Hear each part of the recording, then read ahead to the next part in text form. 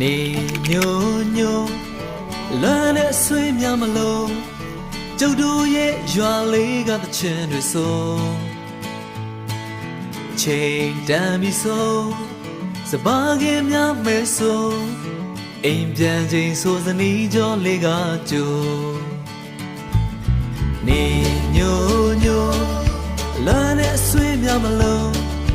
ကျုပ်တို့ရဲ့ရွာလေးကတချင်တွေဆိုချိန်တန်ပြီဆိုစပါးကင်များမဲဆိုအိမ်ပြန်ချိန်ဆိုစနီးကြောလေးကကြိုကျုပ်တို့ရဲ့ရွာလေးငြိမ်းချမ်းတဲ့ရွာလေးလာပါလာပါအားလုံးတို့ဖိတ်ခေါ်နေကျုပ်တို့ရဲ့ရွာလေးဟိုဝေးကစိတ်လည်းတဲ့ရွာလေးလာပါလာပါအားလုံးတို့ဖိတ်ခေါ်နေ